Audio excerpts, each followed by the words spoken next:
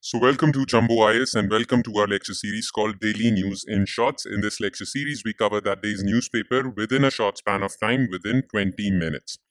Now, today we are going to cover the newspaper of July 20th, 2024. And the important topics that featured in today's newspaper, the important news items are as following. So, there were in total 4 news items that are of concern for us. Today's topics. First of all, there is this question regarding immunity given to governor or president under Article 361. Recently, Supreme Court has admitted a batch of petitions, mostly one petition, which is questioning governor's immunity regarding criminal matters. All right, there is a case in Bengal, West Bengal, where West Bengal's governor is being accused of harassment, sexual harassment. So we'll talk about this question. Then recently, Government of India, there are some rumors that Government of India is going to increase the limit for interest subvention scheme, under which farmers can have loans. Farmers can take loans for their various operations. Okay, so what is this modified interest subvention scheme? We'll talk about this. Then recently, Government of India is going to nominate Assam Moidams in UNESCO's World Heritage List. So UNESCO basically maintains World Heritage lists, and Assam's Moidams are going to be nominated for inclusion in this list. So what are these Moidams? We'll talk about this.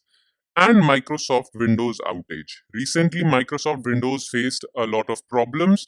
Its services provided by Microsoft Windows got disrupted, and all the businesses all over the world suffered because of that, because most businesses are using Microsoft Windows.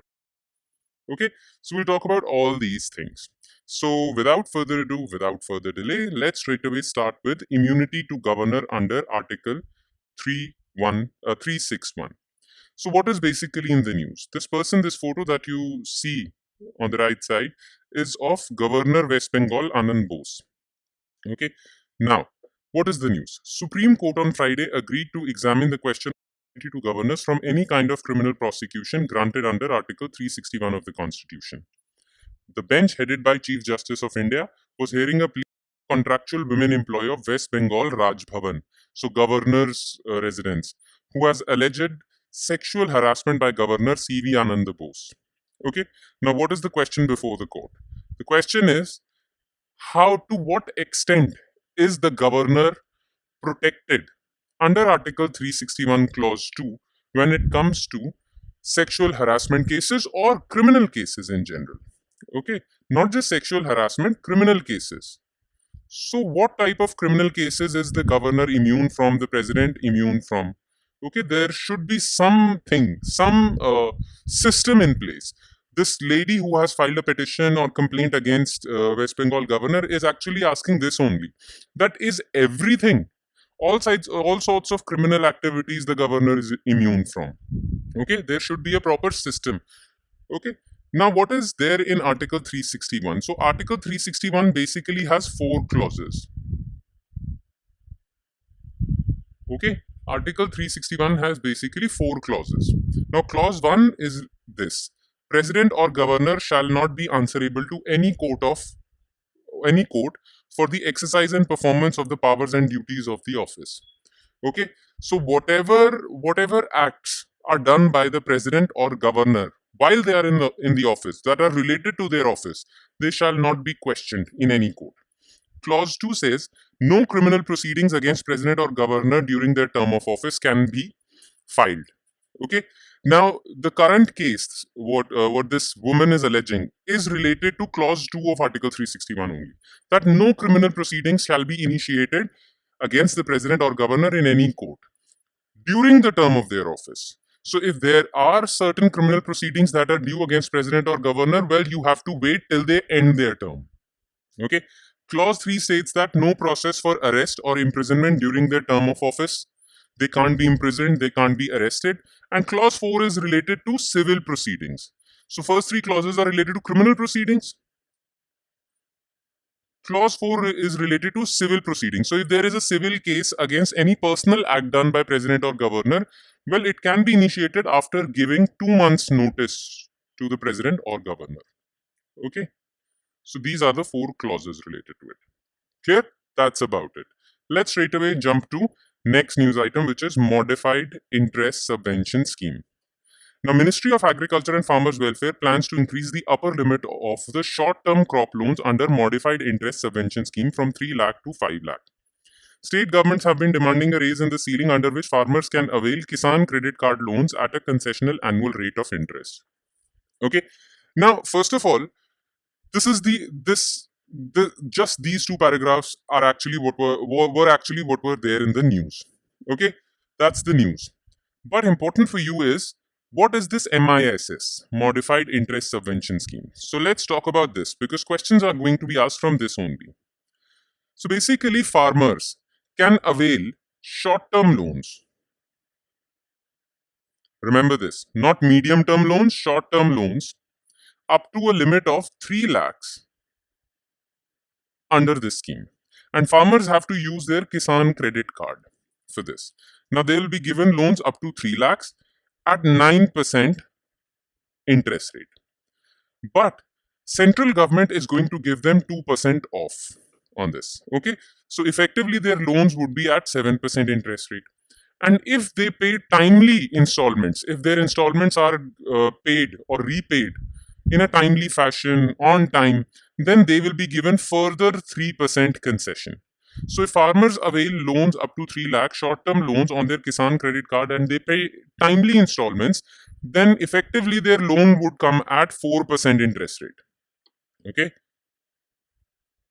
This is Modified Interest Subvention Scheme. Now remember, this scheme is available only for short-term loans, only up to 3 lakhs for KCC, Kisan Credit Card. Now, which type of farmers are eligible under this scheme? This is important. So, which types of farmers are eligible?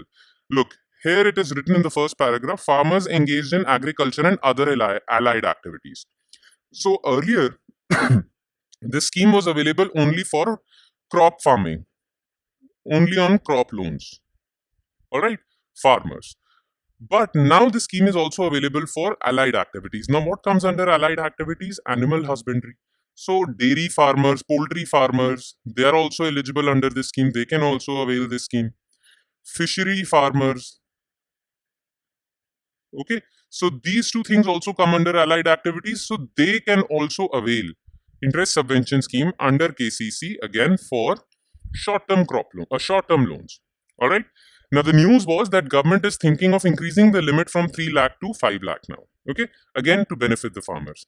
Now, modified interest subvention scheme started as interest subvention scheme in 2006-7 during the budget that was presented by P. Chidambaram, the then finance minister. All right. So this is all you need to know about modified interest subvention scheme. And therefore, we'll jump to our third news item, which is very important. Assam's Moidams. Now, these are Assam Moidams. These are basically, you can see a mound. Okay. So, the 700-year-old mound burial system of Ahom dynasty, the Moidams from Assam, will be considered for the nomination on World Heritage List, UNESCO World Heritage List. So, basically, this World Heritage List is UNESCO World Heritage List, and their nomination will be decided upon the 46th session of World Heritage Committee.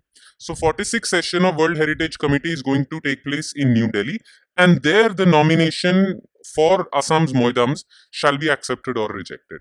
Okay, Prime Minister Narendra Modi will inaugurate the 46th session of World Heritage Committee, which is being held in India for the first time. The event is to be held at Bharat Mandapam from July 21st to July 31 in New Delhi.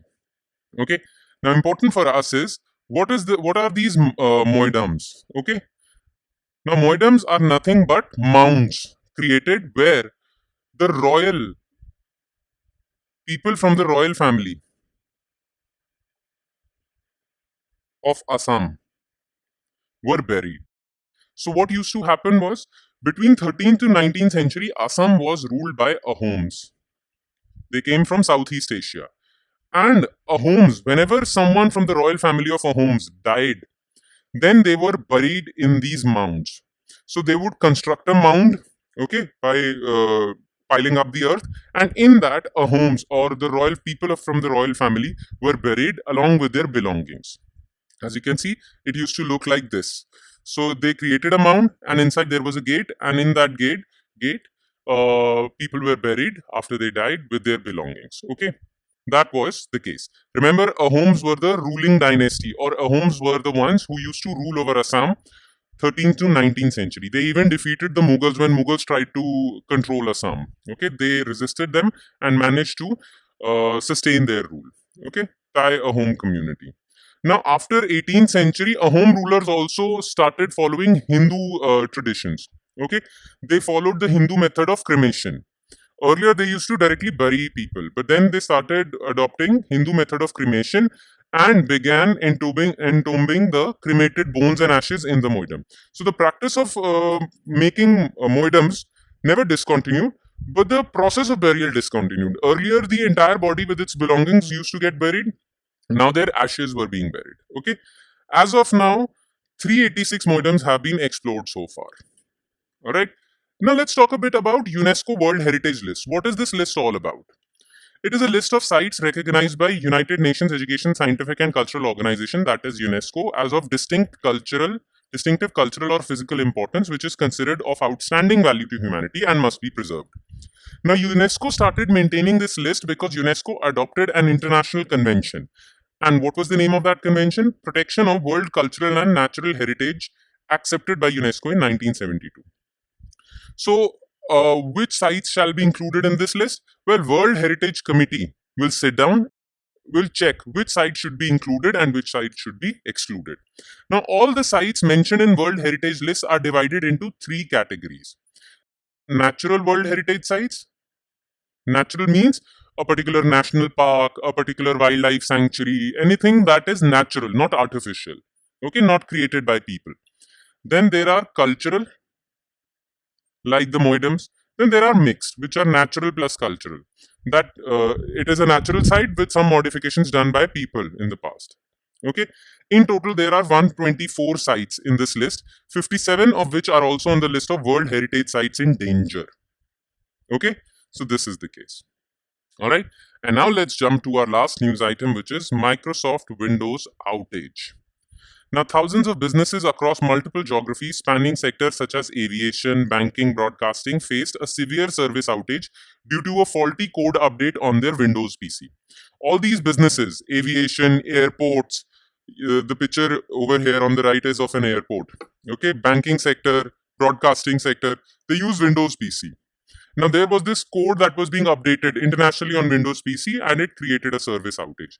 In fact, in India, banking sector and aviation sector were the most impacted. Now, what happened actually?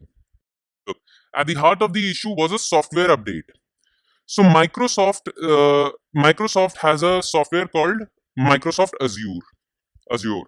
It is a cloud computing software. Okay, so all the businesses globally use Microsoft Azure on their PC. It is a cloud computing software.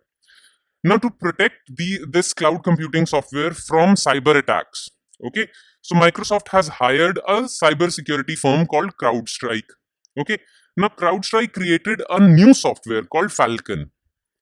Now, Falcon was a EDR software, that is endpoint detection and response. The job of an EDR software is that it monitors any suspicious activity on your Microsoft Azure and scanning it and checking whether there is any scope for cyber attack or not.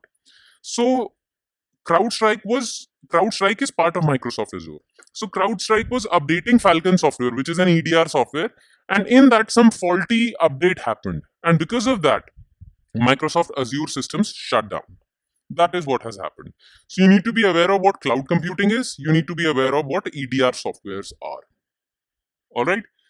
Now, when all of this happened, this thing impacted almost all the companies across the globe because the entire planet Earth uses Microsoft.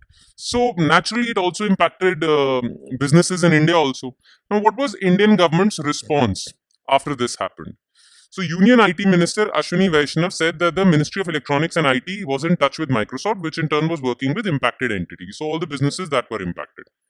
Now, India has a cyber security agency also that responds to any cyber security attack. That is known as CERT-IN, Computer Emergency Response Team India. Okay.